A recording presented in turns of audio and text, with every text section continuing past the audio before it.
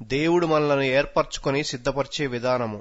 The first thing I want you all to know మీరందరూ తెలుసుకోవాల్సిన మొదటి విషయం ఏంటంటే is we have to get rid of a lot of wrong concepts that we have absorbed from our culture. మన సంస్కృతి నుండి మనం అవలంబించుకున్న అనేక తలంపులను మనం విడిచిపెట్టాలి. Which is basically Hindu in this country. ఈ దేశంలో అవి హిందూ మతానికి సంబంధించినవి. And from the Christianity that we have seen around us. అవి మన చుట్టూ మనం చూసే క్రైస్తవత్వంలో నుండి అవలంబించుకున్నవి. We may come from various denominations. మనం రకరకాల మత శాఖల నుండి రావచ్చు.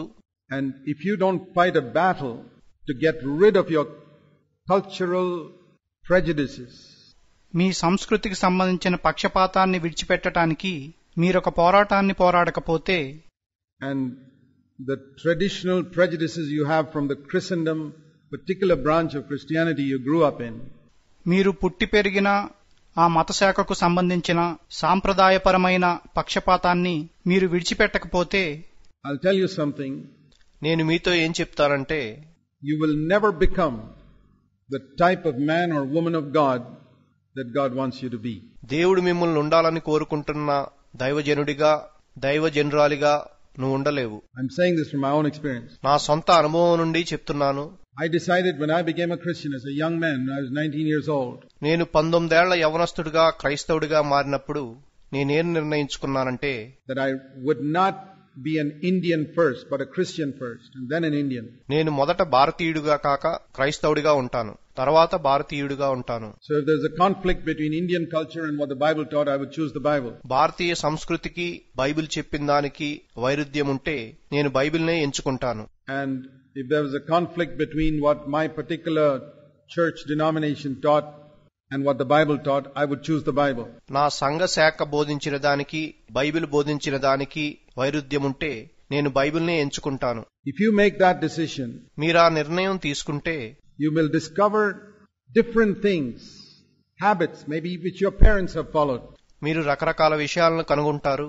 అవి మీ తల్లిదండ్రులు పాటించిన అలవాట్లు కావచ్చు, which your particular culture in your part of the country follows.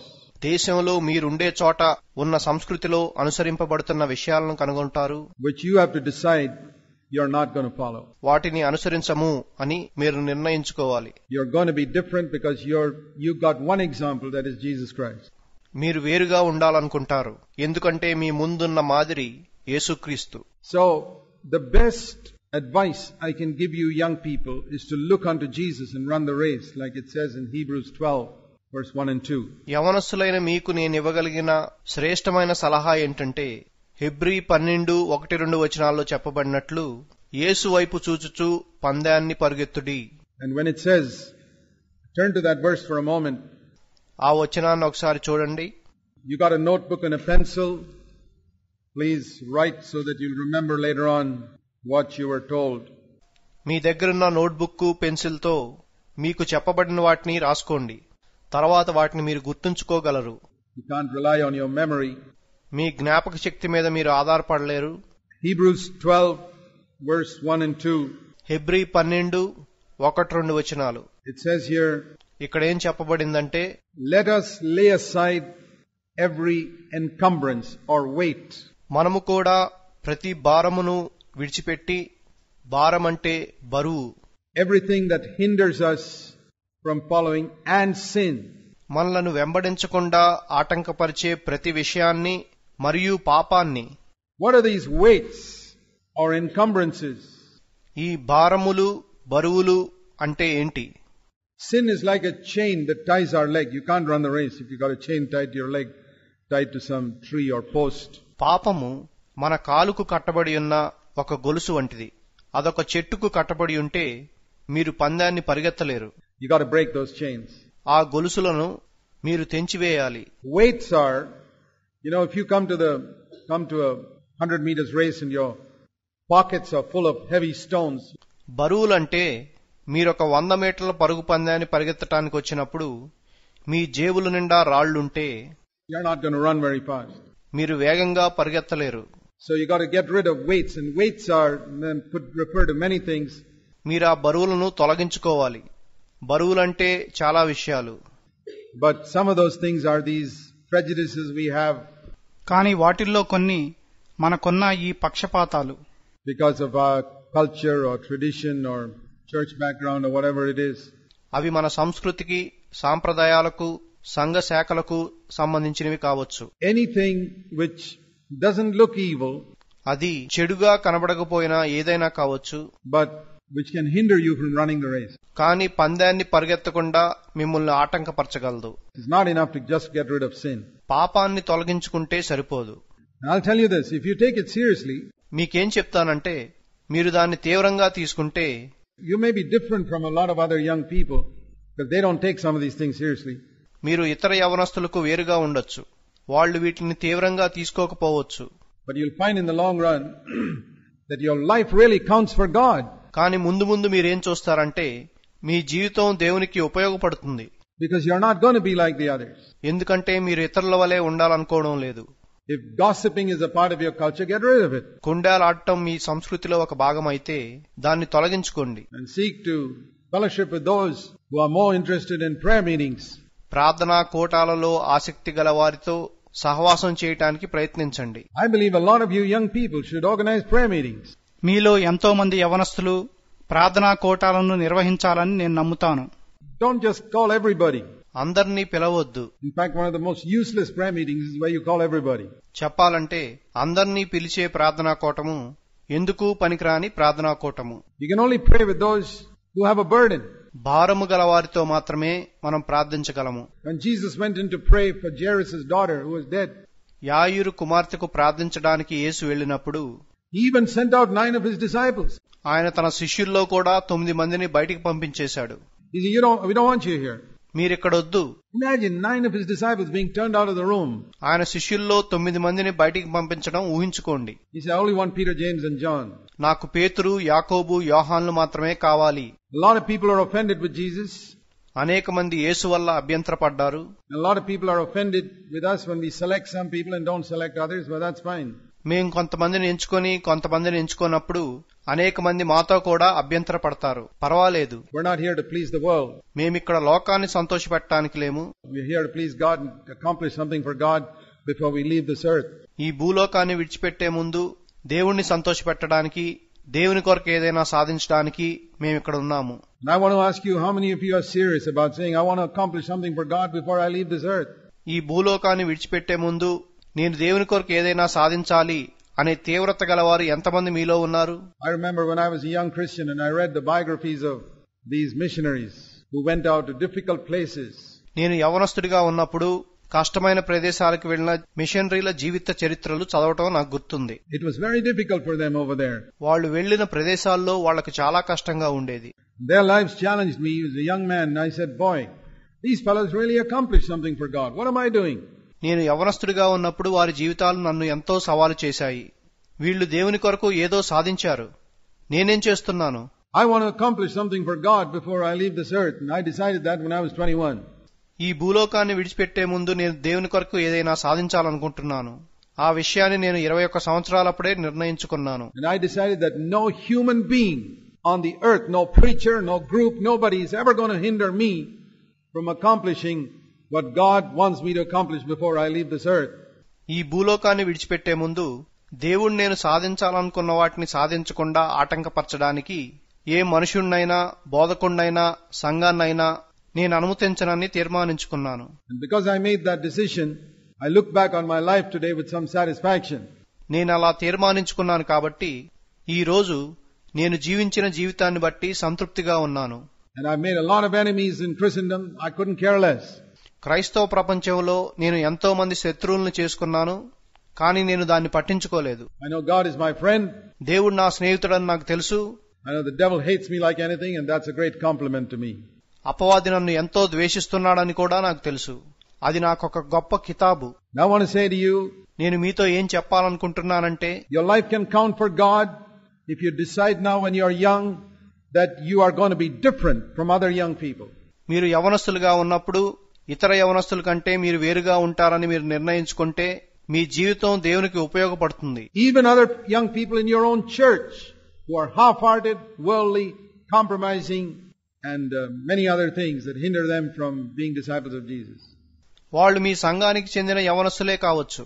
వాళ్ళు పూర్ణ హృదయులు కాదు, లోకానుసారులు, రాజీ పడేవారు కాబట్టి అవి వారిని యేసుక్రీస్తు శిష్యులుగా ఉండకుండా ఆటంకపరుస్తాయి. But if you're one of those people who want to be popular, I'd say forget about being a disciple of Jesus. Just forget it. కానీ మీరు ప్రజాదరణ పొందాలనుకుంటే, యేసుక్రీస్తు శిష్యులుగా ఉండాలనుకునే విషయం మర్చిపోండి. దాన్ని మర్చిపోండి. You can sit through this camp, but you'll be wasting your time and you'll be wasting your life. మీరు ఈ కోటాల్లో కూర్చోవచ్చు, కానీ మీ సమయాన్ని వృధా చేసుకుంటున్నారు, మీ జీవితాన్ని వృధా చేసుకుంటున్నారు. So, lay aside every weight. కాబట్టి ప్రతి బరువును విడిచిపెట్టి, One of the things that you need to discover during these days, these 2 days, ఈ 2 రోజుల్లో మీరు కనిపెట్టవలసిన ఒక విషయం ఏంటంటే, Lord, what are the sins that are hindering me from following you? ప్రభువా, నిన్ను వెంబడించకుండా నన్ను ఆటంకపరిచే పాపాలేంటి? I want to fight them, battle them.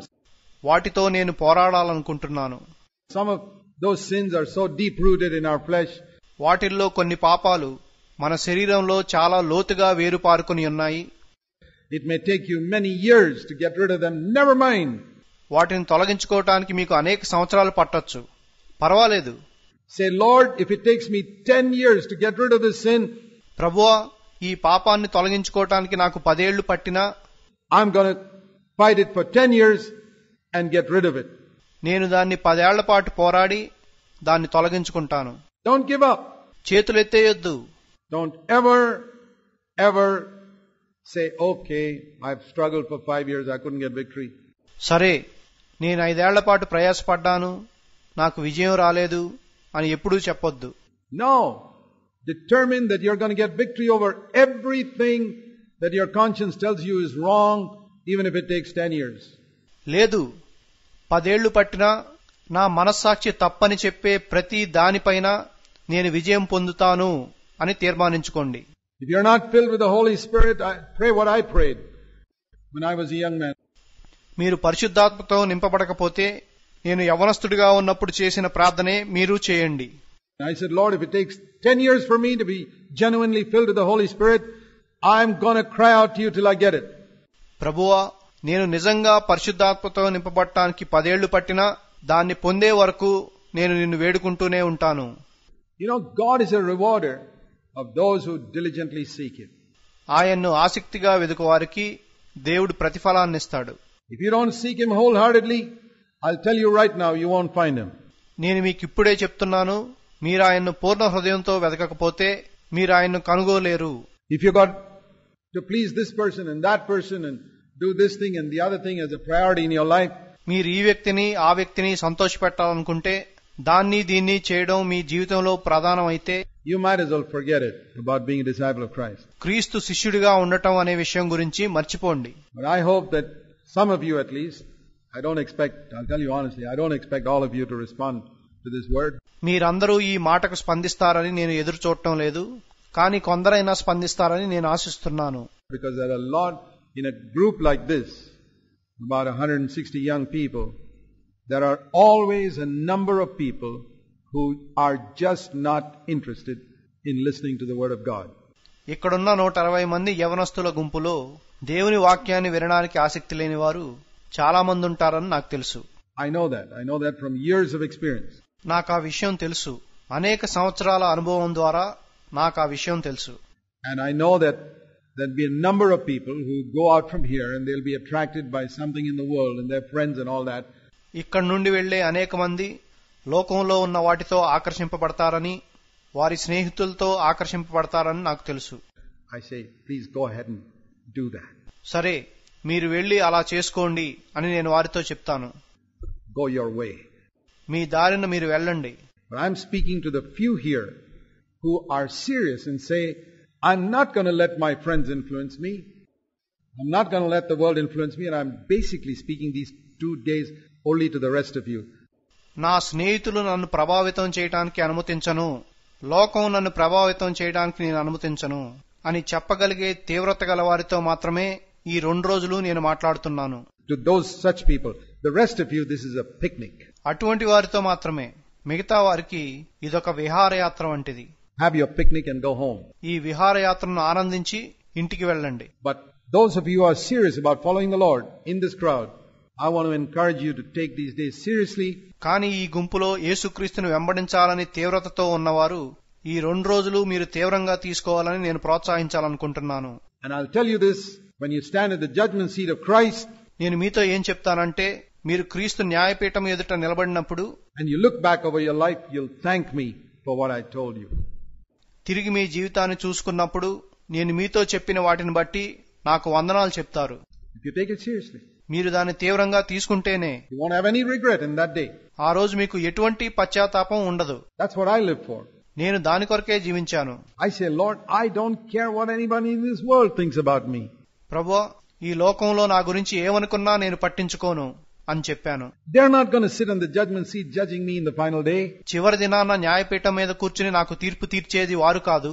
It's going to be you. నువ్వే నాకు తీర్పు తీరుస్తావు. You're the only one. నువ్వు ఒక్కడవే. And when I stand before you in the final day, చివరి దినాన నేను నీ ఎదుట నిలబడినప్పుడు you're not going to ask somebody for his opinion about me. నువ్వు ఎవరినో నన్ను గూర్చి అభిప్రాయం అడగవు.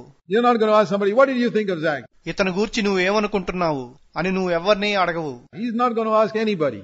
ఆయన ఎవరిని అడగబోడు. So why should I bother what other people think? ఇతరులు ఏమనుకుంటారో నేను ఎందుకు పట్టించుకోవాలి? I only want to know that Jesus, who knows every detail of my life, my private life, my thought life, my attitudes, everything, I want him to be happy. నా గురించి సమస్తాన్ని, నా రహస్య జీవితాన్ని, నా తలంపులను, నా వైఖరులను, నా జీవితం యొక్క ప్రతి వివరాన్ని ఎరిగిన యేసుక్రీస్తు సంతోషంగా ఉండాలని నేను కోరుకుంటున్నాను. And I really want to speak only to those young brothers and sisters sitting here who are serious about that. ఆ విషయంలో తీవ్రత గల యవ్వన సహోదర సహోదరులతో మాత్రమే నేను మాట్లాడాలనుకుంటున్నాను. I'll tell you something. నేను మీకు ఒక విషయం చెప్తాను. It doesn't matter if your parents think that you're the black sheep of the family. మీ కుటుంబంలో మీరే నీచమైన వారని మీ తల్లిదండ్రులు అనుకున్నా పర్వాలేదు. I've seen a lot of black sheep of the family who turn out to be the most wholehearted disciples of Jesus. కుటుంబాలలో నీచులైన వారు యేసు యొక్క పూర్ణ హృదయులైన శిష్యులుగా మారడం నేను చాలా సందర్భాల్లో చూశాను. Like the Apostle Paul, అపోస్తులుడైన పౌలు వలె, who was killing Christians. You're not as bad as that. ఆయన క్రైస్తవులను చంపుతూ ఉండేవాడు. మీరంతటి చెడ్డవారు కాదు కదా. Think what he became.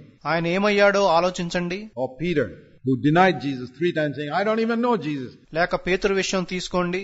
యేసంటే ఎవరో నాకు తెలియని కూడా తెలియదని 3 సార్లు బొంకాడు. None of you have ever committed such a sin. మీలో ఎవరో అటువంటి పాపాన్ని చేయలేదు. But he became the greatest apostle. అతడు గొప్ప అపోస్తులుడిగా మారాడు. So God's got great hope for those who have failed a lot. ఎక్కువగా ఓడిపోయిన వారి విషయంలో దేవునికి గొప్ప నిరీక్షణ ఉంది. If they will acknowledge their failure వాళ్ళు తమ ఓటమిని ఒప్పుకుంటే and say, Lord, people in the church don't think much of me, ప్రభువా, సంఘంలో నా గురించి పెద్ద అభిప్రాయం ఏమీ లేదు, and people in my home don't think much of me, but that's okay. నా ఇంట్లో నా గురించి గొప్ప అభిప్రాయం ఏమీ లేదు, కానీ అది పర్వాలేదు. I want to live before you and please you. నేను నీ ఎదుట జీవించి నిన్ను సంతోషపెట్టాలనుకుంటున్నాను అని ప్రభువుతో చెప్పండి. And you'll see that God will accomplish something through your life. మీ జీవితం ద్వారా దేవుడు ఏదైనా సాధించడం మీరు చూస్తారు. So lay aside every weight కాబట్టి ప్రతి బరువును తొలగించుకోండి.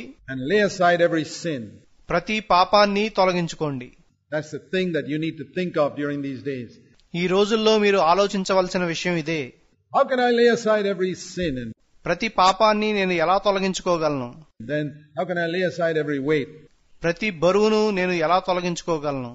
And look unto Jesus. It says in the next verse, తర్వాత వచనంలో యేసు వైపు చూచుచు అని చెప్పబడింది. fixing our eyes on Jesus. మన దృష్టిని యేసుపైనే నిలుపుచు. He is my example. I look at him. ఆయనే నా మాదిరి, నేను ఆయన వైపే చూస్తాను. And how am I to look at him? నేను ఆయన్ను ఎలా చూడాలి? I am to look at him as the one who is the author of my faith, means the one who has produced a little faith in me. నా విశ్వాసానికి కర్తగా చూడాలి.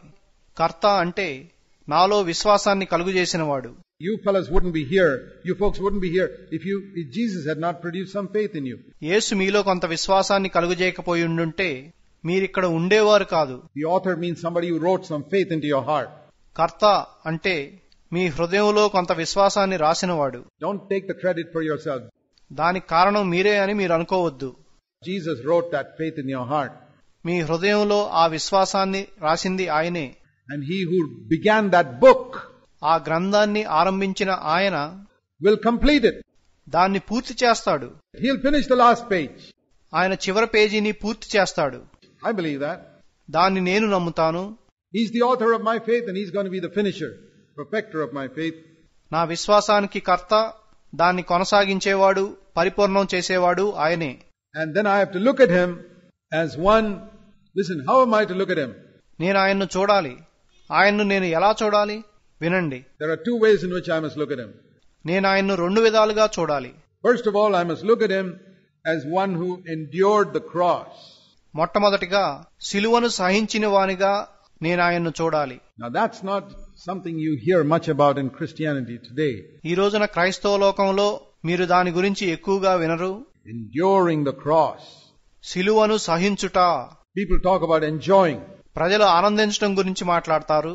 But the real joy, which never disappears 365 days of the year, 24 hours a day, is this joy.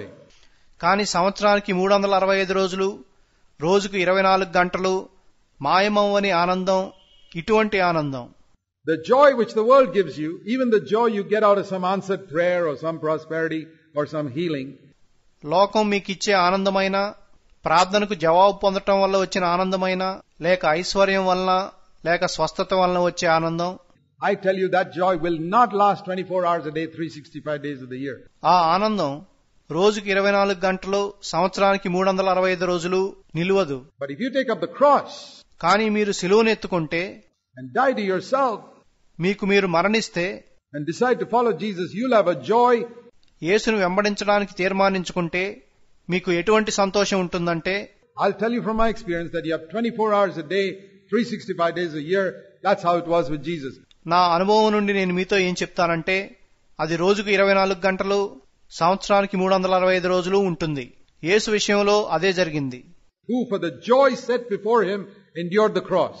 ఆయన ఎదుట ఉంచబడిన ఆనందము కొరకై సిలువను సహించాడు.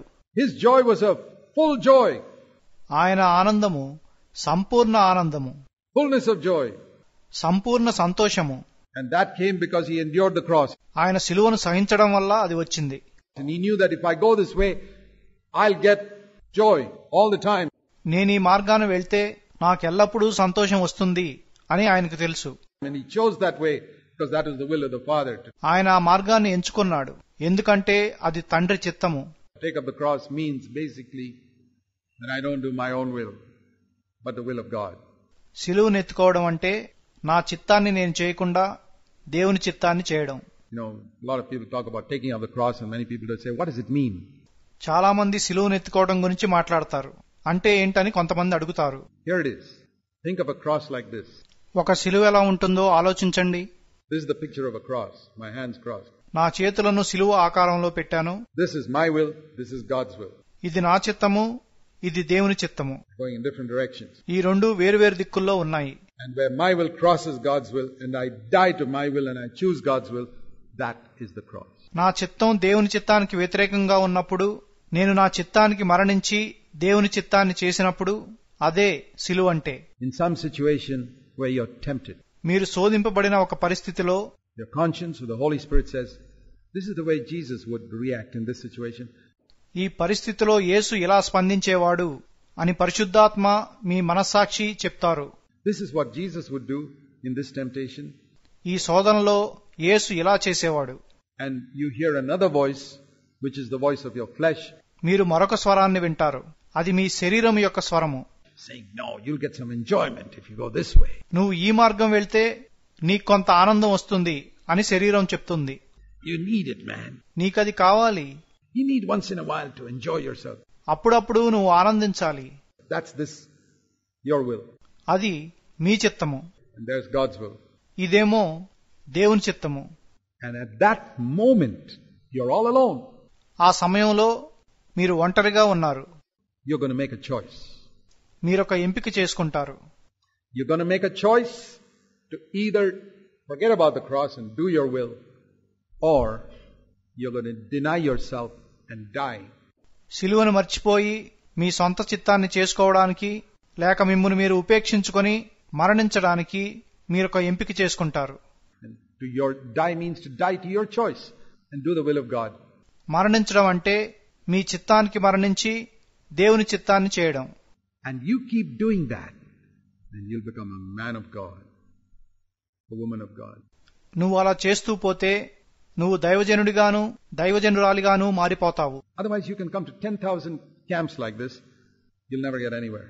అలా చేయకుండా నువ్వు ఇటువంటి 10,000 కూటాలకు వచ్చినా కూడా నువ్వెక్కడున్నావో అక్కడే ఉంటావు. You'll be just the same old person, defeated, frustrated, like 90% of believers.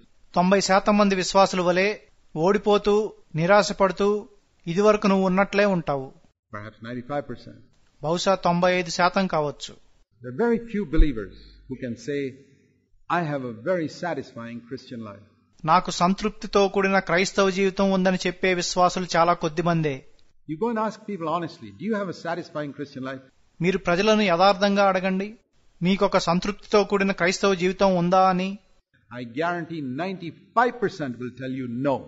95% మంది లేదని చెప్తారని నేను మీకు నిశ్చయంగా చెప్పగలను. Even people who have been believers for 30-40 years. 30-40 ఏళ్లుగా విశ్వాసులుగా ఉన్నవారు కూడా. You ask me, I say yes.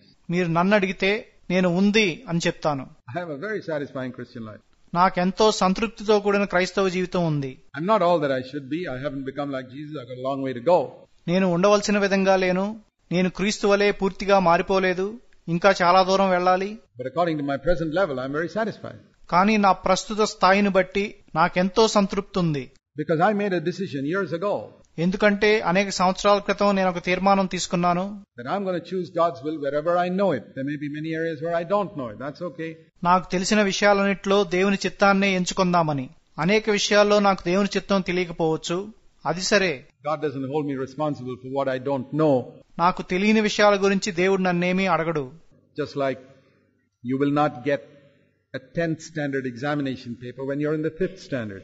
మీరు 5వ తరగతిలో ఉన్నప్పుడు 10వ తరగతి ప్రశ్నాపత్రం మీకు రాదు. Because you're not supposed to know certain things in 10th standard. ఎందుకంటే 10వ తరగతిలో ఉండేవి మీకు తెలియవు. So I'm not bothered that I don't know certain things in a higher class which I have not reached yet. నేనింకా చేరని తరగతిలో నాకు తెలియని విషయాలున్నాయని నేను పట్టించుకోను. But according to the present level of my understanding, కానీ నాకు ఇప్పుడున్న గ్రహింపు ప్రకారము I want to have a clear conscience. నేను స్వచ్ఛమైన మనస్సాక్షిని కలిగి ఉండాలనుకుంటున్నాను. So that's all God is asking of you too. నిన్ను కూడా దేవుడు అడిగేది అదే. Please remember that. ఆ విషయాన్ని గుర్తుంచుకోండి. So that's what it means to endure the cross. సిలువను సహించడం అంటే అదే. And the other thing it says here, he despised the shame. ఇక్కడ చెప్పబడిన మరొక మాట ఏంటంటే ఆయన అవమానమును నిర్లక్ష్య పెట్టెను. There is a shame in being a wholehearted disciple of Jesus. యేసు యొక్క పూర్ణ హృదయుడైన శిష్యుడిగా ఉండటంలో కొంత అవమానం ఉంది. And you folks who are in college and in school know that. కాలేజీల్లో స్కూళ్లలో ఉన్న మీకు ఆ విషయం తెలుసు. People will make fun of you. ప్రజలు మిమ్మును ఎగతాళి చేస్తారు. Because I know when I was working in the Navy, they used to call me a Holy Joe and all types of names. నేను నౌకాదళంలో పనిచేసినప్పుడు నన్ను పరిశుద్ధుడని ఇంకా అటువంటి ఎన్నో పేర్లు పిలిచేవారు. కాబట్టి నాకు తెలుసు. They used to see me carrying my Bible in a little plastic bag. ఒక చిన్న ప్లాస్టిక్ కవర్ లో నా బైబిల్ను నేను పట్టుకెళ్ళడం చూసేవారు. And they make fun of me. One person asked me, one of my juniors said, "Sir, are you an insurance agent?" నన్ను ఎగతాళి చేసేవారు. నా క్రింద పనిచేసేవాడు నన్ను ఏమడిగాడంటే, సార్ మీరు insurance ఏజెంటా? Always going around with this every day out of the ship. మీరు దీన్ని ప్రతిరోజు పట్టుకుని నావ బయటకు వెళ్తున్నారు. I said, yes, I'm an insurance agent. నేను ఇన్సూరెన్స్ ఏజెంట్నే అని చెప్పాను. I insure people for eternity. నిత్యత్వం కొరకు నేను ప్రజల్ని ఇన్సూర్ చేస్తాను. So that they have eternal life. అప్పుడు వారికి నిత్య జీవం ఉంటుంది. Good opportunity. I mean, he asked for a testimony from me. I gave him the gospel. అదొక మంచి అవకాశము. అతను నా నుండి సాక్ష్యాన్ని అడిగాడు. నేను అతనికి ఇచ్చాను. నేను అతనికి సువార్తనిచ్చాను. So if you are different from the others, you'll find that you don't have to go and preach to others. They'll come and ask you something and then give them the gospel. మీరు ఇతరులకు వేరుగా ఉంటే మీరు వెళ్లి బోధించక్కర్లేదు. వాళ్లే వచ్చి మిమ్మల్ని అడుగుతారు. అప్పుడు వారికి సువార్తనివ్వండి. I'd stand around in those naval parties holding a glass of orange juice. నౌకాదళంలో జరిగే పార్టీల్లో నేను బత్తాయి రసం తాగుతూ నిలబడేవాడిని. And everybody else is drinking whiskey or rum or something like that. మిగతా వారందరూ విస్కీనో రమ్మునో తాగుతూ ఉండేవాళ్లు. And they'd say, "Hey, what's this? You're drinking orange juice?" వాళ్ళు ఏంటి బత్తాయి రసం తాగుతున్నావు అని అడిగేవాళ్లు. And why? ఎందుకని? You asked for it, brother. I'm going to give you now the answer. మీరు అడిగారు, ఇప్పుడు నేను మీకు సమాధానం ఇస్తాను. I give you the gospel. నేను సువార్త చెప్పేవాణ్ణి. Or I'd keep a Bible on my table. లేక నా బల్లపై బైబిల్ గ్రంథాన్ని పెట్టుకునేవాణ్ణి. Now what's this? You're a holy Joe. Okay, you asked for it. ఇదేంటి, నువ్వు పరిశుద్ధుడువా? సరే, మీరు అడిగారు కదా, I'm going to give you the answer now. నీకిప్పుడు సమాధానం ఇస్తాను. So you know there are many ways where you don't have to go and preach to others. కాబట్టి అనేక మార్గాలున్నాయి. మీరు వెళ్లి ఇతరులకు బోధించక్కర్లేదు. They themselves open their mouth and ask you something if they see that you're different. మీరు వేరుగా ఉండటం వాళ్ళు చూస్తే వారికి వారే నోరు తెరిచి మిమ్మల్ని ఏదో ఒకటి అడుగుతారు. And there's a shame attached to being a Christian. క్రైస్తవుడిగా ఉండటం అవమానంతో కూడింది. Don't be afraid of that shame. ఆ అవమానానికి భయపడకండి. Don't be ashamed to be known as a disciple of Jesus. యేసు యొక్క శిష్యుడిగా తెలియబడటానికి సిగ్గుపడొద్దు. Jesus said, if you are ashamed of me on this earth, యేసు ఏం చెప్పాడంటే, ఈ భూమి మీద మీరు నన్ను బట్టి సిగ్గుపడితే, that means in your office, in your college, you don't want other people to know that you're a disciple of Jesus. అంటే మీ ఆఫీసులో, మీ కాలేజీలో మీరు యేసు యొక్క శిష్యులని ఇతరులు తెలుసుకోవడం మీకు ఇష్టం లేకపోతే, you want to laugh at the dirty jokes that everybody else laughs at, అందరూ నవ్వే మురికి జోకులు విని మీరు కూడా నవ్వాలనుకుంటే, because you want them to think you're just like one of those disciples of the devil, ఎందుకంటే మీరు అపవాది శిష్యులని వారు అనుకోవాలని మీరు కోరుకుంటున్నారు. like all the others who laugh at those filthy jokes, I'm also a disciple of the devil like you fellas, I laugh at that. ఆ మురికి జోకులు విని నవ్వేవారు అందరిలాగానే నేను కూడా అపవాది శిష్యుణ్ణే, నేను కూడా నవ్వుతాను. And Jesus is standing there, he's not angry, he's sad. యేసు అక్కడ నిలబడి ఉన్నాడు, ఆయన కోపంగా లేడు, ఆయన బాధపడుతున్నాడు. Sad that you let him down. నువ్వు ఆయన చేయి విడిచినందుకు బాధపడుతున్నాడు. That's fine. Repent. సరే, మారుమనసు పొందు. I never want to do that again. నేను ఇంకెప్పుడు అలా చేయను. I want people to know that I belong to you. నేను నీకు చెందినవాడనని ప్రజలు తెలుసుకోవాలనుకుంటున్నాను. I don't have to go around with a big badge saying I belong to Jesus. నేను యేసుకు చెందినవాడనని బ్యాడ్జి పెట్టుకుని తిరగక్కర్లేదు. I think it's more by my life. అది నేను జీవించే జీవితం ద్వారా. You know, if they see that I have a consideration and compassion for poor people, నాకు పేదల పట్ల కనికరం ఉందని వారు చూస్తే, and to those who are sick or discouraged, అనారోగ్యంతో ఉన్న వారి పట్ల, నిరాశలో ఉన్న వారి పట్ల కనికరం ఉందని వారు చూస్తే, that I can go to them and say, hey, would you like me to pray for you? There are many ways. నేను వారి వద్దకు వెళ్లి నీ కొరకు నేను ప్రార్థించనా అని చెప్తే, ఇలా అనేక విధానాలున్నాయి. Making it known that I'm a Christian. నేను క్రైస్తవుడనని తెలియపరచుట. Wherever, one of the goals I had was, నేను కలిగి ఉండిన ఒక గురి ఏంటంటే, as soon as I got transferred to a new place or a new ship, నేను ఒక కొత్త ప్రదేశానికో ఒక క్రొత్త నావకు బదిలీ చేయబడిన వెంటనే I wanted everybody to know as soon as possible that I was a Christian.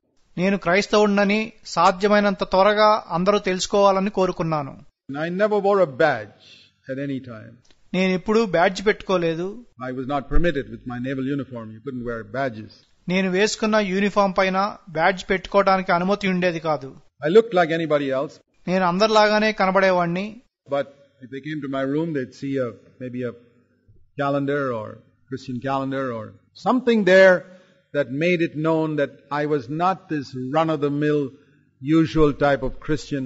నేను అందరి క్రైస్తవుల వంటి వాడిని కానని తెలియజేయడానికి వాళ్ళు నా గదిలోకి వచ్చినప్పుడు ఒక క్రైస్తవ క్యాలెండర్నో లేక అటువంటి దాన్ని దేనైనా చూసేవారు. I was a disciple of Jesus Christ. నేను యేసుక్రీస్తు యొక్క శిష్యుడను. And you know, the result of that is some needy person would come to me. దాని ఫలితం ఏంటంటే అవసరతలో ఉన్న ఒక వ్యక్తి నా యొద్దకు వచ్చేవాడు. And get converted. క్రైస్తవుడిగా మారిపోయేవాడు. Because they knew that here was one person I could go to when I have problems. ఎందుకంటే సమస్యలున్నప్పుడు నేను వెళ్ళడానికి ఇక్కడ ఒక వ్యక్తి ఉన్నాడని వారికి తెలుసు. So that's the advantage of being known as a Christian. క్రైస్తవుడిగా తెలియబడటం వల్ల ఉన్న ఒక ప్రయోజనం అది. And despise the shame. అవమానాన్ని నిర్లక్ష్య పెట్టడం. There is a shame, but Jesus despised it. అవమానం ఉంది, కానీ యేసు దాన్ని నిర్లక్ష్య పెట్టాడు. Oh, now what's that? That's nothing. అదేంటి? అది ఏమీ కాదు. Here's the world making fun of me. ఇక్కడ లోకము నన్ను ఎగతాళి చేస్తుంది. And here's God and the angels delighted with me. ఇక్కడేమో దేవుడు ఆయన దూతలు నన్ను బట్టి ఆనందిస్తున్నారు. That's great. అది గొప్ప విషయం. So, if you despise the shame and you take up the cross, you can follow Jesus. మీరు అవమానాన్ని నిర్లక్ష్య పెట్టి సిలువను ఎత్తుకుంటే యేసును వెంబడించగలరు. That's why, in other words, look at the way Jesus lived his earthly life. వేరే మాటల్లో చెప్పాలంటే యేసు తన భూలోక జీవితాన్ని ఎలా జీవించాడో చూడండి. That's the first thing we have to look at Jesus in this. మనం యేసులో చూడవలసిన మొదటి విషయం అదే. Second thing is, రెండో విషయం ఏంటంటే look at him seated at the right hand of the throne of God. దేవుని కుడిపార్శ్వమున ఆయన ఆసీనుడగుట మనం చూడాలి. Hebrews 12:2. హెబ్రీలు 12:2. We have to see him as one who's now got all authority in heaven and earth. పరలోకమందును భూమి మీదను సమస్త అధికారం కలిగిన వానిగా ఆయన్ను మనం చూడాలి.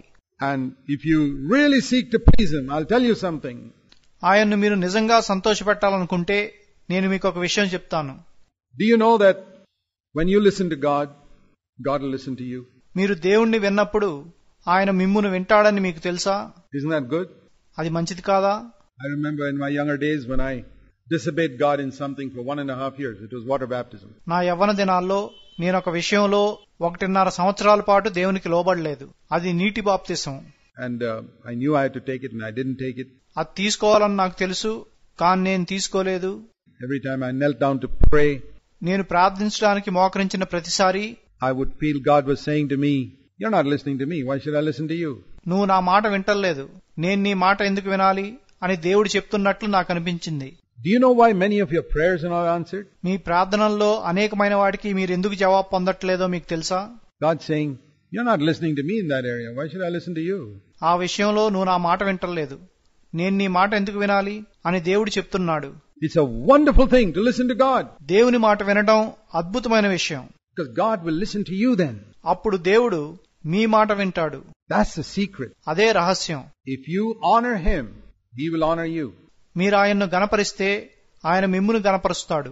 If you dishonor Him, He will dishonor you. మీరు ఆయన్ను అవమానిస్తే ఆయన మిమ్మును అవమానిస్తాడు. Those are laws. అవి నియమాలు. He gives grace to the humble. He resists the proud. ఆయన దీనులకు కృపనిస్తాడు, గర్విష్ఠులను ఎదిరిస్తాడు. It's up to you to decide whether you want grace or not. మీకు కృప కావాలో లేదో ఎంచుకోవాల్సింది మీరే. See, the promises of God for us are conditional. చూడండి, దేవుడు మనకిచ్చిన వాగ్దానాలు షరతులతో కూడి ఉన్నవి. Conditional means there's a condition. షరతులతో కూడి ఉంటామంటే షరతులున్నట్లు. Even forgiveness of sins, even though it's free. పాప క్షమాపణ ఉచితమైనా కూడా Nobody has to pay anything for the forgiveness of sins, yet పాప క్షమాపణ కొరకు ఎవరూ ఏమీ చెల్లించక్కర్లేదు. అయినా కూడా 90% of the world is not converted. Why? లోకంలో 90% మందికి రక్షణ లేదు. ఎందుకని? Because even for that there's a condition. ఎందుకంటే దానికి కూడా ఒక షరతు ఉంది. Condition is you must repent and believe in the Lord Jesus Christ.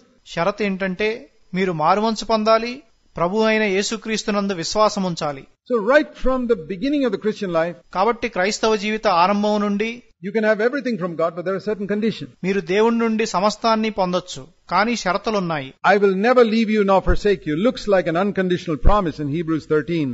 Hebrew 13లో నిన్ను నేనెన్నడూ విడువను ఎడబాయను అనే వాగ్దానం ఉంది. దీనికి షరతులు లేనట్లుగా కనిపించొచ్చు, But it is conditional in the sense that's not for all unbelievers. కానీ దానికి షరతులున్నాయి. ఎందుకంటే అది అవిశ్వాసులకు కాదు, It's only for believers. అది విశ్వాసులకు మాత్రమే. So you got to become a believer for that promise to be fulfilled. ఆ వాగ్దానం నెరవేరాలంటే మీరు విశ్వాసులై ఉండాలి. Otherwise God will forsake you. లేకపోతే దేవుడు మిమ్మల్ని విడిచిపెడతాడు. So every promise in a sense has got a condition. కాబట్టి ప్రతి వాగ్దానము షరతులతో కూడి ఉంది. Please remember that. ఆ విషయాన్ని గుర్తుంచుకోండి. And those promises will not be fulfilled unless you fulfill the conditions. మీరు షరతులు నెరవేర్చకపోతే ఆ వాగ్దానాలు నెరవేరవు. If you honor Him, He'll honor you. మీరు ఆయన్ను గణపరిస్తే ఆయన మిమ్మల్ని గణపరుస్తాడు. You don't honor Him, He's not going to honor you. మీరు ఆయన్ను గణపరచకపోతే ఆయన మిమ్మల్ని గణపరచబోడు. So, if you say, Lord, I'm going to listen to you, కాబట్టి మీరు ప్రభువా నేను నీ మాట వింటాను అని చెప్తే He's listen to you when you pray as well. మీరు ప్రార్థించినప్పుడు ఆయన కూడా మీ మాట వింటాడు. Let me show you this verse. ఈ వచనాన్ని మీకు చూపిస్తాను. Hebrews 5 tells us why God heard the prayers of Jesus. హెబ్రీలు 5 దేవుడు యేసు ప్రార్థనలు ఎందుకు విన్నాడో మనకు చెప్తుంది.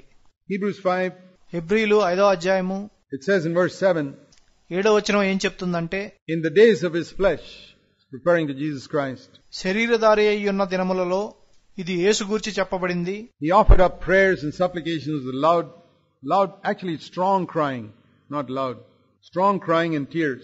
మహారోదనముతోనూ కన్నీళ్లతోనూ ప్రార్థనలను యాచనలను ఆయన సమర్పించెను. అంటే బిగ్గర రోదన కాదు, బలమైన రోదన. That means in his heart there was a cry. అంటే ఆయన హృదయంలో ఒక రోదన ఉండెను. Sometimes there were tears. కొన్నిసార్లు కన్నీళ్లు కూడా ఉండెను. Can you imagine Jesus praying with tears in his eyes? యేసు కన్నీళ్లతో ప్రార్థించడం మీరు ఊహించుకోగలరా?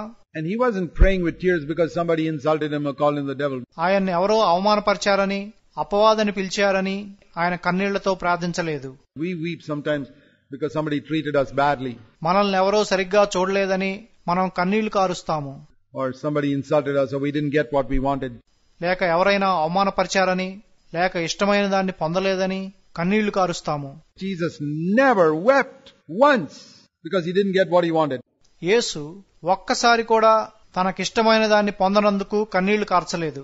And I decided long ago in my life, ఎంతో కాలం క్రితం నా జీవితంలో నేను తీర్మానించుకుంది ఏంటంటే, I will never weep because somebody treated me badly. నన్నెవరో సరిగ్గా చూడలేదని నేనెప్పుడూ కన్నీళ్లు కార్చను.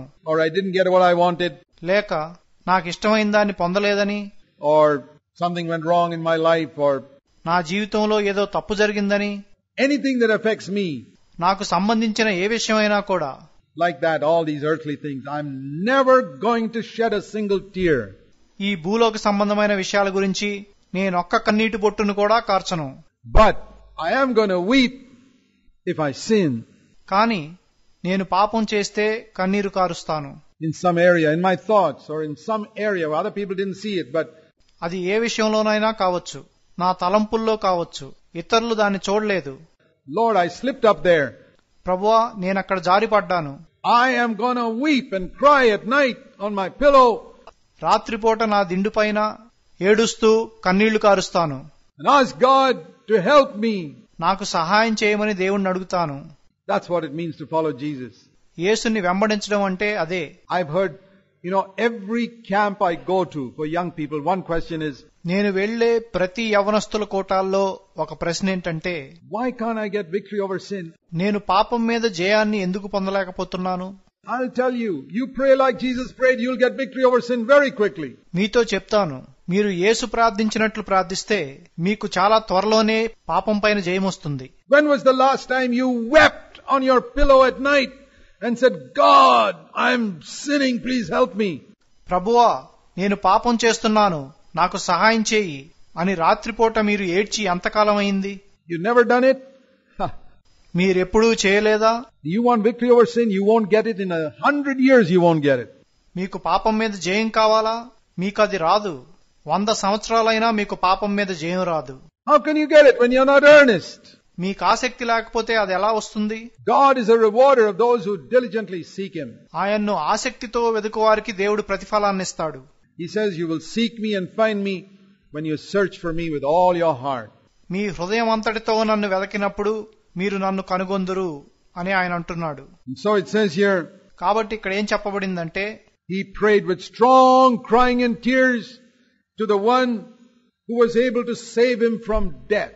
ఆయన మహారోదనముతోనూ కన్నీళ్లతోనూ తన్ను మరణం నుండి రక్షింపగలవానికి ప్రార్థన చేసెను. Not physical death. శరీర సంబంధమైన మరణం కాదు. Jesus was not afraid of physical death. యేసు శరీర సంబంధమైన మరణానికి భయపడలేదు. In fact, it says he delivered people from the fear of death. So how could he be afraid of physical death? ఆయన ప్రజలను మరణ భయం నుండి విడిపించాడని చెప్పబడింది. ఆయన శరీర సంబంధమైన మరణానికి ఎలా భయపడగలడు?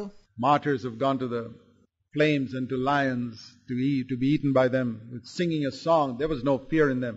హతసాక్షులు తగలబెట్టబడటానికి, సింహాలకు ఆహారంగా వేయబట్టానికి తీసుకువెళ్లబడినప్పుడు పాటలు పాడుకుంటూ వెళ్లారు. వాళ్లల్లో ఏ భయమూ లేదు. Jesus was not afraid of physical death. యేసు శరీర సంబంధమైన మరణానికి భయపడలేదు. There was only one death that Jesus was afraid of, that is spiritual death. యేసు భయపడింది ఒక్క మరణానికే, అది ఆత్మ సంబంధమైన మరణం. That means the smell of spiritual death. అంటే ఆత్మ సంబంధమైన మరణం యొక్క వాసన. You know how our nose can pick up a bad smell. మన ముక్కు ఒక దుర్వాసనను ఎలా పట్టగలదో మనకు తెలుసు. Even though the bad smell may be coming from 100 yards, 200 yards away.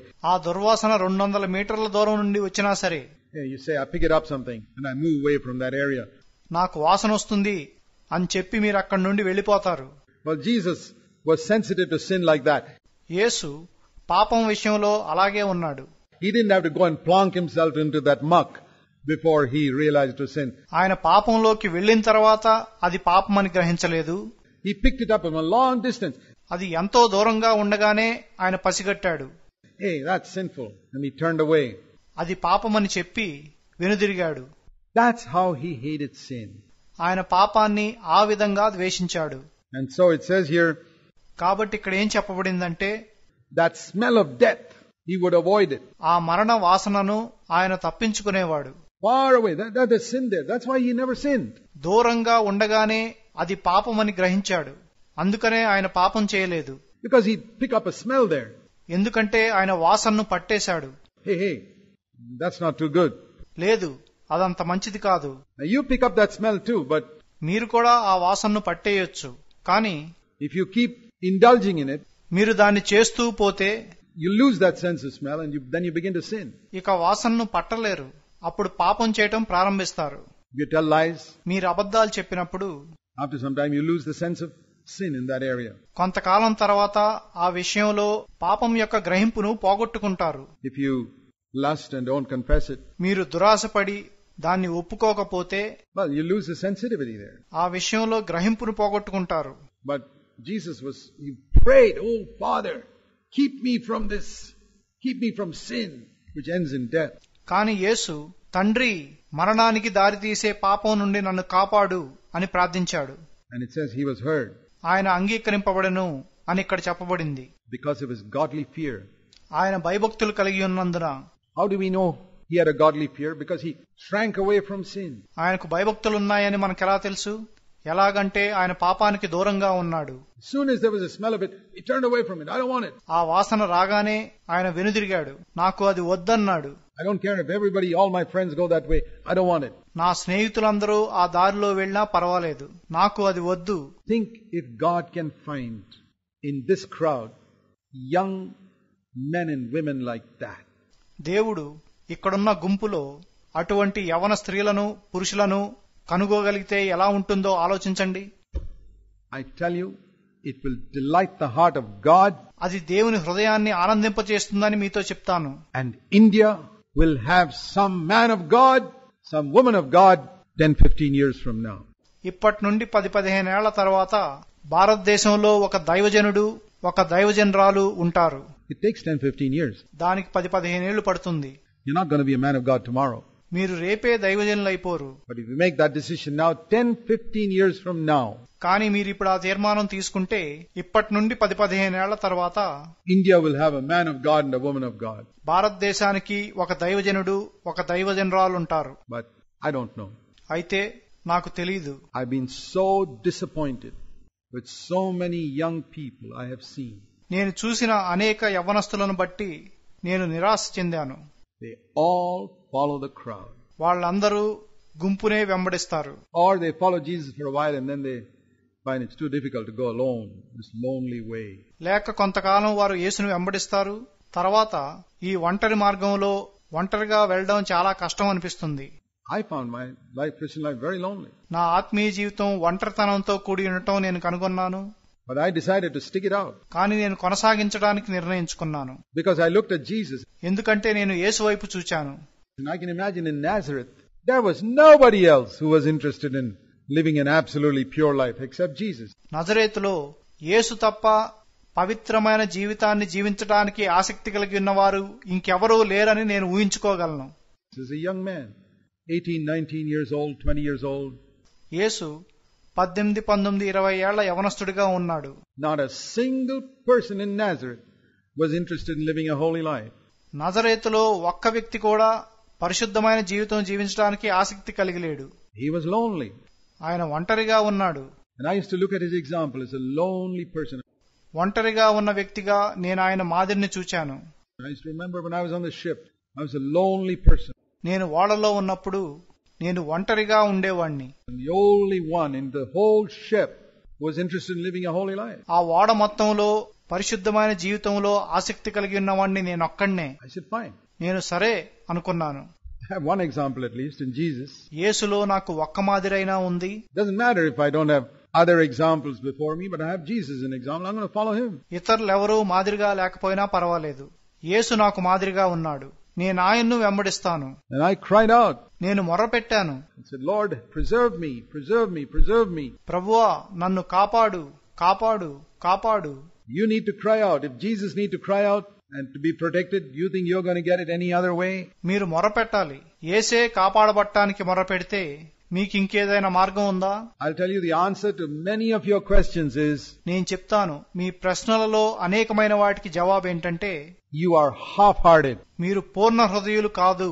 That's why you don't get what you're asking for. అందుకనే మీరు అడిగేదాన్ని మీరు పొందరు. Why you're not filled with the Holy Spirit? మీరెందుకు పరిశుద్ధాత్మతో నింపబడలేదు? You're half-hearted. మీరు పూర్ణ హృదయులు కాదు. How will I know when I'm filled with the Holy Spirit? You'll know automatically if you're wholehearted. నేను పరిశుద్ధాత్మతో నింపబడితే నాకు ఎలా తెలుస్తుంది? మీరు పూర్ణ హృదయులైతే మీకు వెంటనే తెలిసిపోతుంది. How will I have victory over sin? నాకు పాపం మీద జయం ఎలా వస్తుంది? You're half-hearted. That's why you don't get it. మీరు పూర్ణ హృదయులు కాదు, అందుకే మీరు దాన్ని పొందడం లేదు. In fact, so many questions that young people ask, one answer. చెప్పాలంటే యవనస్తులు అడిగే అనేక ప్రశ్నలకు ఒక్కటే సమాధానం. You're half-hearted. మీరు పూర్ణ హృదయులు కాదు. You want to be half-hearted and get all that God wants you to have? మీరు పూర్ణ హృదయులు కాకుండా దేవుడు మీకు ఇవ్వాలనుకున్న వాటన్నిటినీ పొందుకోవాలనుకుంటున్నారా?